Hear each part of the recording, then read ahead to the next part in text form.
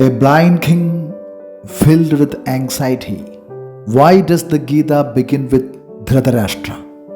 This is not accidental. In fact, the entire psychological foundation of the Gita begins here. Human confusions appears first, and Dhṛtarāṣṭra represents that confusion.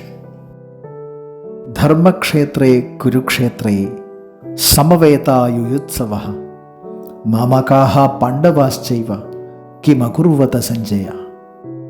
It was the voice of Dhṛtarāṣṭra, not Arjuna, not Krishna. A king who is physically blind.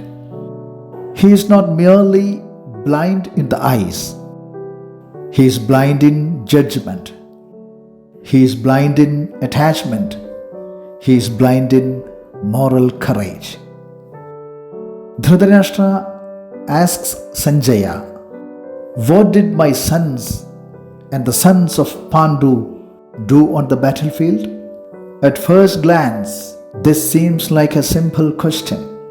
But if we observe carefully, the shloka reveals something deeper, especially the word Mamakaha, my people, not our people, not the Kuru family. Mamakaha. This single word exposes the psychology of attachment. Dhṛtarāṣṭra already knows what is right. Deep inside, he knows the Pandavas stands for Dharma. Yet, he cannot let go of attachment toward his own sons. And this is where the Gita becomes timeless. Attachment changes perception. The blindness of Dhṛtarāṣṭra is deeply symbolic. A person may have perfect eyesight and still fail to see truth. Real blindness is not always physical. Sometimes it is emotional blindness. The inability to see clearly because desire, fear, attachment, or insecurity cloud the mind. Before Krishna teaches wisdom, the text first shows the human problem. Most spiritual texts begin by describing truth, but the Gita begins by describing confusion. Why? Why? Because transformation begins only when we recognize our inner disorder. The Gita is realistic. It understands human psychology. Before enlightenment, there is conflict. Before wisdom, there is anxiety. This is why the first shloka still matters today.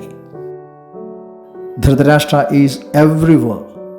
Whenever attachment becomes stronger than truth, Dhṛtarāṣṭra appears. Whenever people support injustice because it benefits their side, Dhṛtarāṣṭra appears. Whenever emotion overpowers discernment, Dhṛtarāṣṭra appears.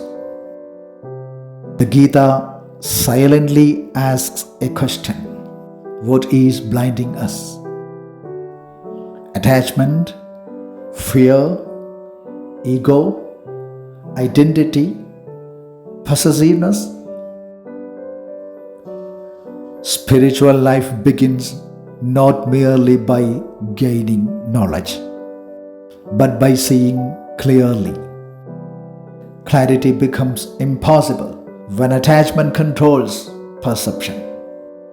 So why does the Bhagavad Gītā begin with Dhṛtarāṣṭra? Because the journey toward wisdom begins with recognizing inner blindness. The Gita does not begin with perfection. It begins anxiety, attachment, confusion. It begins exactly where many human struggles begin, with inner blindness.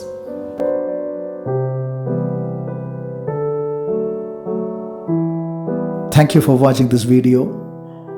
In the coming videos, we will discuss the deeper layers of Indian wisdom, philosophy, Sanskrit thought, and the intellectual traditions of ancient India.